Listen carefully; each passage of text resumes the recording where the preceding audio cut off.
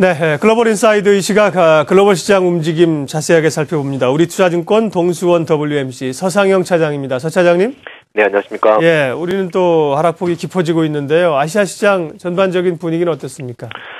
지난주 미국의 고용지표는 모두 예상보다 악화된 흐름을 보였는데 이러한 흐름을 보이게 만든 근본 원인은 재정절벽 협상과 시퀘스트 발동에 따른 기업들의 투자 위축 등이 영향을 준 것입니다. 이는 지난달 고용보고서가 우호적으로 나오면서 지수를 상승시켰던 원인을 회수한 흐름이라서 우려감을 커지고 있는데 결국 이러한 흐름 속에 아시아 시장은 미국 시장이 장후반 낙폭을 줄였던 그 모습 속에서 보합권에서 움직이고 있고요. 일본의 경우는 지금 현재 엔화가 98.53엔을 기록하고 있는 모습 속에서 현재 2.39% 정도 상승을 하고 있습니다. 중국이나 대만 같은 경우는 지난주 목요일날 금요일날 청명절 휴장을 딛고 첫 거래일인데 중국의 경우는 AI로 인한 사입 불안에 1.45% 정도 빠졌다가 지금 현재는 0.7% 정도 하락 중입니다. 대만의 경우는 2.32% 정도 하락 중이고 한국 같은 경우는 지정학적 리스크에 대해서 무디스가 신용등급에 좀 부정적인 영향을 보일 수 있다라는 점이 나오면서 4.66포인트 하락 중입니다. 네.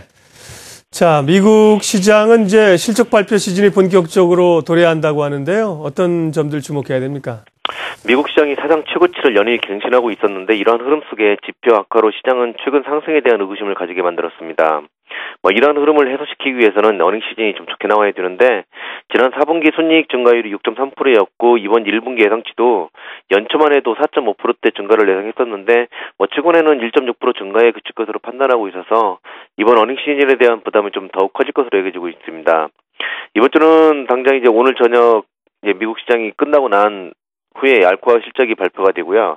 12일 날 웰스파고와 JP모건의 실적 발표가 있는데 다들 낮아진 눈높이로 인해서 우호적인 흐름이 보일지 여부에 따라서 시장의 변화는 좀 커질 수 있어서 어느 시즌보다는 관심 있는 이번 시즌입니다. 예. 서 차장님 오늘 시간이 많지 않아서요. 마무리 가겠습니다. 이번 주 북한 악재도 계속 상존해 있는 상황이고 주목해야 될 사항하고요. 또 이번 주 대응 전략까지 마무리 좀 부탁드릴게요.